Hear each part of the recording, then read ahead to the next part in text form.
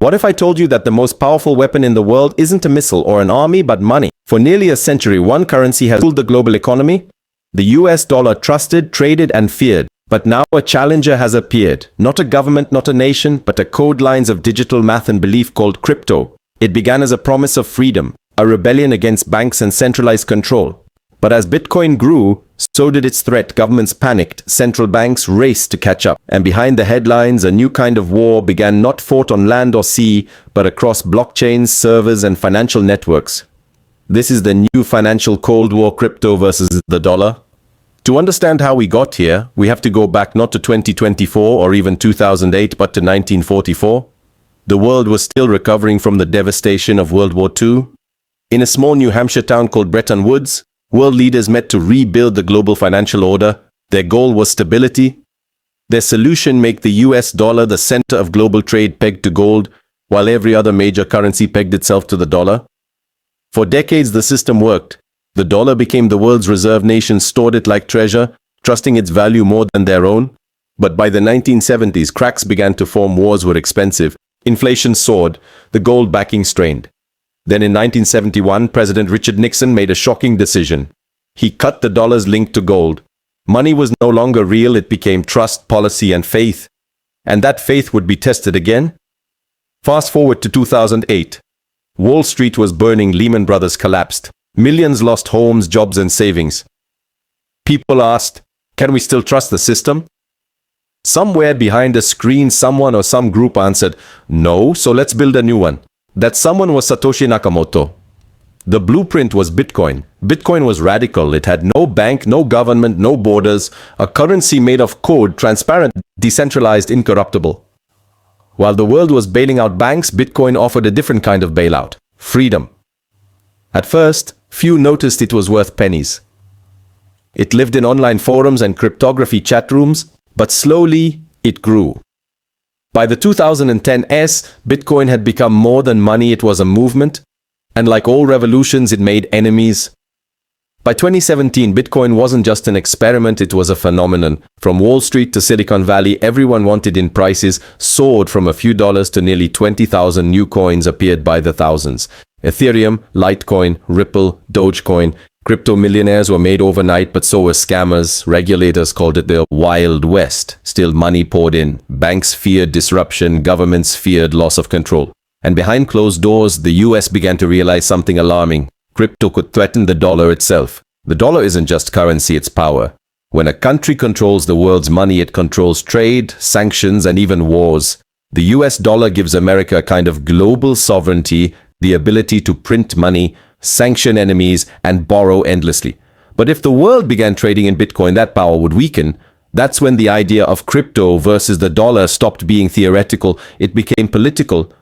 Around the world, the movement spread. China began experimenting with its own digital yuan, a state-controlled cryptocurrency designed to bypass US sanctions. Russia began buying gold and reducing dollar reserves. Countries like Venezuela and Iran explored crypto to survive international isolation. And in the West, figures like Elon Musk and Jack Dorsey became the new faces of a digital financial revolution. Crypto was no longer a toy for techies, it was now a global power shift. Then came 2022, the crash heard around the world. For years, crypto had been unstoppable until a company called FTX, once the poster child of the industry, imploded.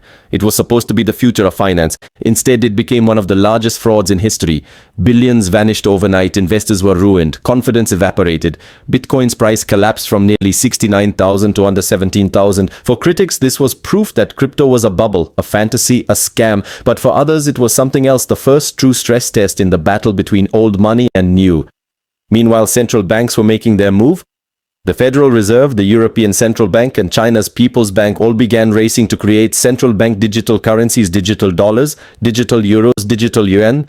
These weren't decentralized like Bitcoin. They were the opposite. Centralized, programmable, traceable. The state had re-entered the battlefield. Crypto's dream of freedom had met its first real adversary. Digital money built by governments themselves. What followed was a new kind of arms race, not military but monetary. On one side, the believers, Bitcoin maximalists, open source developers, and a global community that saw crypto as liberation from a corrupt system. On the other, Governments, regulators, and banks that saw crypto as a threat to financial stability. The weapons weren't bullets, they were policies, code, and propaganda. The US cracked down on exchanges, China banned mining, Europe tightened regulations. But crypto didn't die, it evolved. Developers created DeFi, decentralized finance, a world where anyone could lend, borrow, and trade without permission. Stablecoins like Tether and USDC bridged crypto and the dollar, creating tokens backed by real money to make digital transactions stable. For a while it worked until governments realized that stablecoins could become a private form of money, one that competed directly with their own. And so the war continued. By 2024, one truth became clear.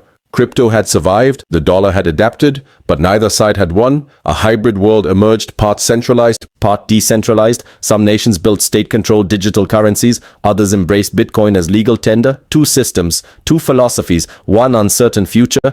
If all this feels familiar, it's because history always repeats itself. In the 1800s, America fought over paper money versus gold. In the 1900s, gold versus fiat. Now, fiat versus crypto. Every battle was about trust, who creates it, who controls it, and who profits from it. Crypto's rise mirrors the early days of the internet, chaotic, free, and revolutionary. And like the internet, it will likely be regulated, reshaped, and absorbed, but never erased. Because crypto isn't just about money, it's about belief, a belief that code can be more trustworthy than governments. But here's the irony. Even as nations fight crypto, they copy it. The US is building a digital dollar that mimics blockchain efficiency. Crypto companies are working with banks and regulators. The war isn't about destruction anymore, it's about absorption. A hybrid world is coming where freedom and control, transparency and power coexist uneasily. So what does this financial Cold War really teach us? First, money is power, and power never lets go easily. The dollar gave America global dominance, and it won't surrender that easily. Crypto is the first serious challenge in decades, and power never changes hands quietly. Second, decentralization is a double-edged sword. Freedom from banks sounds great until there's no safety net. Crypto offers independence, but also risks it's both revolution and gamble. Third, the future of money won't be one or the other, it will be both. Crypto won't kill the dollar won't erase crypto. Instead, they'll merge. Governments will adopt blockchain tech, and crypto will adapt to regulation. The future isn't black or white, it's digital gray. Maybe that's the real lesson of this new financial Cold War. It's not a fight between Bitcoin and the dollar. It's a struggle between freedom and control, chaos and order, belief and power.